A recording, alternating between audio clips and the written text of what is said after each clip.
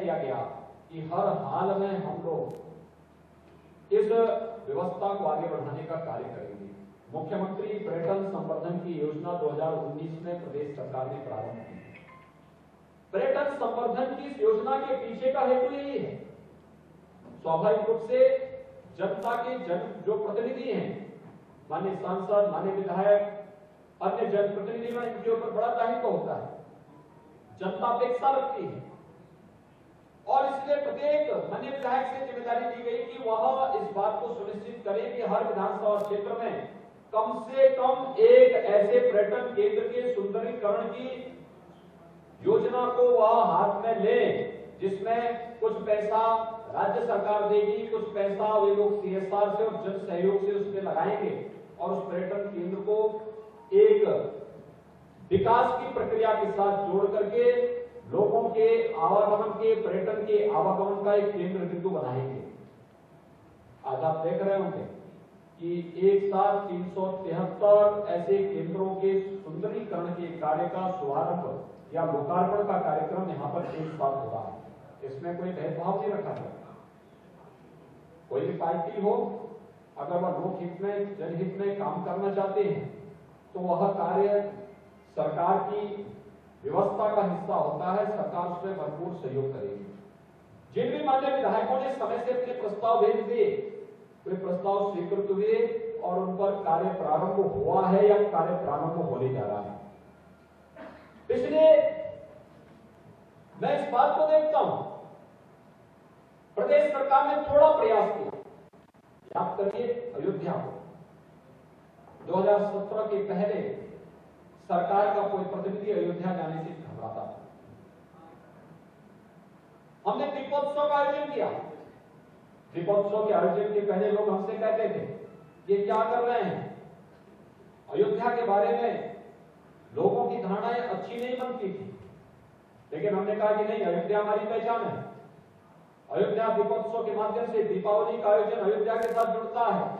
हम लोग अयोध्या के साथ इस आयोजन को जोड़ेंगे और वैश्विक पटल पर अयोध्या को लेकर के जाएंगे। दीपोत्सव का पहला आयोजन 2017 में प्रारंभ हुआ और आज मुझे बताते हुए प्रसन्नता है, दीपोत्सव का यह भव्य आयोजन दुनिया का एक अपने आप में एक आयोजन, वैश्विक आयोजन बन चुका है। इस आयोजन में साउथ कोरिया की प्रथम महिला 2018 में आई, फिजी की उप प्रधानमंत्री 2019 में आई, 2020 में कोरोना महामारी के कारण हम लोगों ने किसी बाहरी अतिथि को उसमें आमंत्रित नहीं किया, लेकिन आपने देखा होगा आयोजन की भव्यता और दिव्यता सबने देखी होगी। अयोध्या आज एक नए रूप में दुनिया के सामने, काशी के बाद अब अयोध्या वैश्विक मानचित्र पर उतरता हुआ दिखाई दे रहा है। वैश्विक मानचित्र पर काशी की नई पहचान, अयोध्या की नई पहचान, मथुरा, वृंदावन, अभी 22 और 23 तारीख को बरसाना की रंगोत्सव का कार्यक्रम पूरी भव्यता के साथ होगा। देश और दुनिया का लाखों श्रद्धालु पर्यटक वहां पर आता है। आखिर जब कोई पर्यटक आएगा वहां पर ही वह सामान खरीदेगा, वहां पर जो भी सामग्री है रुकेगा तो मार्केट में भी जाएगा, कुछ ना कुछ खरीदारी करेगा। कोई भोजन लेगा, कोई जलपान लेगा, कोई कपड़ा लेगा, कोई माला लेगा, कोई अन्य सामान खरीदेगा, कुछ ना कुछ खरीदेगा। ये सभी एक दूसरे के साथ जुड़ती हुई दिखाई देती है। चेन, मार्केट की एक चेन बनती है और ये मार्केट की चेन हर एक नागरिक को उसके साथ जोड़ती हुई दिखाई देती है और यही कार्य प्रदेश के अंदर हुआ। आज चित्रकूट में आप जाइए, आज नेमिष तीर्थ में आप जाइए, सुख तीर्थ में आप जाइए, हर एक जगह कुछ न कुछ हुआ और ये कार्य हम लोगों ने गोरखपुर में जटाशंकर गुरुद्वारा के लिए भी, मोहद्दीपुर गुरुद्वारा में भी, अन्य धार्मिक स्थलों में भी और कालीबाड़ी के बाबा के यहाँ भी किया था। कालीबाड़ी के मंदिर में भी हम लोगों ने पैसा दिया था, पता नहीं वो पैसा कितना था, वो करोड़ों में कहते हैं, मुझे जानकारी नहीं, वो करोड़ नहीं थे, लाख में था, लेकिन यह है कि कालीबाड़ी के बाबा को बदनाम कर दिया गया। लेकिन कार्य हुआ वहां पर, हर एक जगह कुछ न कुछ कार्य हुआ। पर्यटन संवर्धन की योजनाओं का परिणाम है कि आज आप जाके देखेंगे कि मगहर में वहां पर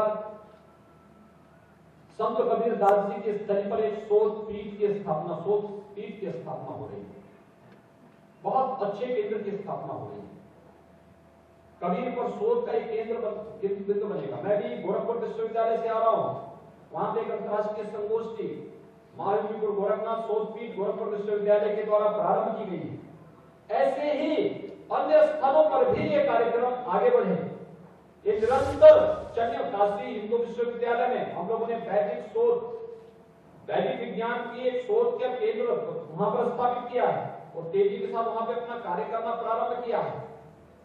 पर्यटन संवर्धन के साथ साथ भारत की परंपरा के साथ जुड़े हुए स्थलों के विकास की कार्य योजना को आगे बढ़ाना और सरकार के सकारात्मक रुख ने समाज के हरेक तबके को न केवल आस्था का सम्मान दिया है बल्कि उसके रोजी रोजगार की व्यवस्था भी इसके माध्यम से की है। और हमारे ये पर्यटन स्थल आस्था के केंद्र बिंदु होने के साथ साथ पर्यटन की संभावनाओं को आगे बढ़ाने और उसके माध्यम से रोजगार सृजन के भी माध्यम बने हैं, जिसमें हम लोगों ने लाखों नौजवानों को रोक करके उसकी आजीविका की व्यवस्था भी इसके माध्यम से की है। ये उत्तर प्रदेश का सौभाग्य है कि उत्तर प्रदेश में हर प्रकार की पर्यटन की व्यापक संभावनाएं हैं। रामायण सर्किट का केंद्र बिंदु उत्तर प्रदेश है, कृष्णा सर्किट का केंद्र बिंदु उत्तर प्रदेश है, बौद्ध सर्किट का केंद्र बिंदु उत्तर प्रदेश है, जैनिक तीर्थ सर्किट का केंद्र बिंदु उत्तर प्रदेश है, आध्यात्मिक सर्किट का केंद्र बिंदु उत्तर प्रदेश है और प्रदेश में शक्तिपीठों की एक परंपरा भी इस व्यवस्था को आगे बढ़ाता है। हमारे पास इको टूरिज्म की भी व्यापक संभावनाएं हैं और इन व्यापक संभावनाओं को आगे बढ़ाने के लिए ही आज प्रदेश सरकार ने व्यापक पैमाने पर अपने कार्यक्रमों को आगे बढ़ाना प्रारंभ किया है। जहां से भी जिन मान्य विधायकों के प्रस्ताव आए थे उनको स्वीकृति दी गई है और बाकी जो बचे हुए उनके भी जो प्रस्ताव आएंगे उन्हें प्राथमिकता के आधार पर आगे बढ़ाने का कार्य किया जाएगा। पर्यटन की संभावनाओं को अगर हम देख सकेंगे, मेरा अनुरोध होगा सभी मान्य जनप्रतिनिधियों से कि हम स्थानीय स्तर पर जो उस मंदिर की व्यवस्था से जुड़े हुए लोग हैं, अगर स्थानीय स्तर पर उनके साथ बैठ करके कार्य योजना तैयार करें कि वे देखो पंडागिरी न हो, लेकिन जैसे काशी विश्वनाथ मंदिर में पर्यटन संवर्धन योजना के अंतर्गत काशी विश्वनाथ मंदिर ट्रस्ट ने टूरिस्ट फैसिलिटेशन सेंटर बना करके एक सिस्टम के साथ उस व्यवस्था को जोड़ा। वहां पर तमाम लोगों को रोजगार और नौकरी भी बढ़ी, संभावनाएं भी उसमें व्यापक बनी, आने वाले श्रद्धालुओं की आस्था को भी ठेस नहीं पहुंचा और व्यवस्था तेजी के साथ आगे बढ़ती हुई दिखाई। ऐसे ही अन्य स्तरों पर भी चीजें हुई। हर एक जगह इस प्रकार का कार्य किया जा सकता है। जैसे काशी में मंदिर में चढ़ने वाले पुष्प अब फेंके नहीं जाएंगे, बल्कि उससे इत्र भी बन सकता है, धूप भी बन सकता है, अगरबत्ती भी बन सकती है और जो चीजें वेस्ट में जाएंगी वो कंपोस्ट बन करके खेतों में जाकर के अन्नदाता किसानों की खेतों की अन्न उत्पादन की क्षमता को बढ़ाने में अपना योगदान देगा। ये सभी एक साथ जुड़ करके ये जीवन चक्र की एक चेन बनती हुई दिखाई देती है और ये जीवन चक्र की चेन ही वास्तविक जीवन है और इसी पर हम सबका भविष्य टिका हुआ है। हम सबको इस परंपरा को आगे बढ़ाने का कार्य करना होगा। मुझे प्रसन्नता है कि प्रदेश के अंदर अलग अलग विधानसभा क्षेत्रों में ये सभी कार्य बहुत हमारे विधायकों की रुचि के कारण अच्छे ढंग से आगे बढ़े हैं। गोरखपुर में भी तमाम पर्यटन स्थलों के केंद्र ये विकसित होते हुए दिखाई दे रहे हैं या उनका कार्य प्रारंभ होने जा रहा है। मुझे विश्वास है कि सभी मान्य विधायकगण अपने अपने क्षेत्रों की मुख्यमंत्री पर्यटन संवर्धन की योजनाओं को मूर्त रूप देते हुए इसे तेजी के साथ आगे बढ़ाने का कार्य करेंगे। मैं एक बार फिर से पर्यटन विकास की सभी संभावनाओं को आगे बढ़ाने का जो कार्य प्रारंभ हुआ है, अब तो हम लोग पर्यटन केंद्रों को अच्छी कनेक्टिविटी के साथ भी जोड़ रहे हैं। आपने देखा होगा अयोध्या में इंटरनेशनल एयरपोर्ट हमारा बन रहा है। हमारा प्रयास है कि बहुत शीघ्र हम वहां पर ATR जो 72 सीटर विमान है इसको उतारने की तैयारी कर रहे हैं। कुशीनगर में बौद्ध पर्यटकों की अंतर्राष्ट्रीय वायु सेवा प्रारंभ होने जा रही है। एयरपोर्ट बनकर तैयार है और बहुत शीघ्र वहां पर अंतर्राष्ट्रीय वायु सेवा को उसके साथ हम उसको जोड़ने जा रहे हैं। बाकी गोरखपुर वायु सेवा के साथ जुड़ चुका, पहले ही जुड़ चुका है। काशी पहले से जुड़ा हुआ है, लखनऊ पहले से जुड़ा है। कुंभ के समय हम लोगों ने प्रयागराज को जोड़ा था। चित्रकूट में हिल टॉप यानी पहाड़ी की चोटी पर बहुत शानदार एयरपोर्ट हमारा वहां बन रहा है। सोनभद्र में एयरपोर्ट बन रहा है, आजमगढ़ में एयरपोर्ट का निर्माण हो रहा है, श्रावस्ती में एयरपोर्ट का निर्माण चल रहा है, सहारनपुर में, अलीगढ़ में, मेरठ में, मुरादाबाद में, ललितपुर में, हर एक स्थल पर आगरा और बरेली का एयरपोर्ट, हिंडन का एयरपोर्ट ये पहले से ही फंक्शनल हो चुके हैं। ये सभी युद्ध स्तर पर बढ़ते हुए कार्य और पर्यटन संभावनाओं को आगे बढ़ाने का कार्य इसके माध्यम से किया जा रहा है। मुझे विश्वास है कि सभी जनप्रतिनिधिगण अपने अपने क्षेत्रों में मुख्यमंत्री पर्यटन संवर्धन की इस योजना को मूर्त रूप युद्ध स्तर पर देने में सफल होंगे और उसके माध्यम से पर्यटन की संभावनाओं को आगे बढ़ाने का कार्यक्रम, इसके लिए अनेक तरकीबें हो सकती है। खासतौर पर जैसे बहुत सारी जगह लोग साप्ताहिक सत्संग का कार्यक्रम रख लेते हैं, बहुत सारी जगह ब्रह्म मुहूर्त में संकीर्तन का कार्यक्रम रख लेते हैं।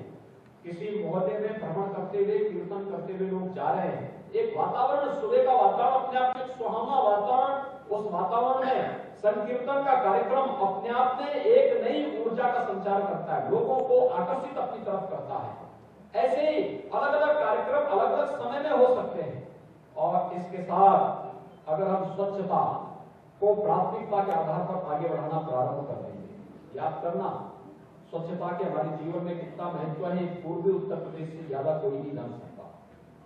हम लोगों ने स्वच्छता और शुद्ध पेयजल की आपूर्ति के माध्यम से इंसेफ्लाइटिस की बीमारी पर प्रभावी नियंत्रण करने में काफी हद तक सफलता प्राप्त की है। और हमारे धार्मिक स्थलों में, आज आप गोरखनाथ मंदिर में जाते होंगे, कभी आप देखते होंगे कितना साफ सुथरा रहता है, कितना साफ सुथरा रहता है।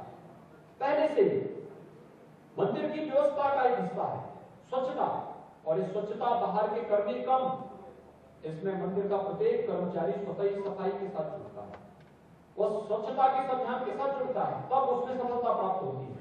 लेकिन मैं आप सबसे आग्रह करूंगा कि हम सब कुछ न कुछ नयापन उन पर्यटन केंद्रों के साथ जुड़े जो पर्यटन केंद्र में विकास की संभावना उन जनप्रतिनिधियों के साथ जुड़ सके और वह आपको भी एक पहचान दिला सके। इन्हीं सपनों के साथ मैं सभी माननीय जनप्रतिनिधियों को हृदय से बधाई देता हूं, अपनी शुभकामनाएं देता हूं, प्रदेशवासियों को भी हृदय से बधाई और शुभकामनाएं देता हूं और विश्वास व्यक्त करता हूं कि पर्यटन संभावनाओं की इन सभी योजनाओं के माध्यम से हम लोग आम जन की आस्था का सम्मान करने के साथ साथ रोजगार सृजन के बेहतर आगे बढ़ाने में आप सबके प्रति मेरी शुभकामनाएं। धन्यवाद। जय हिंद।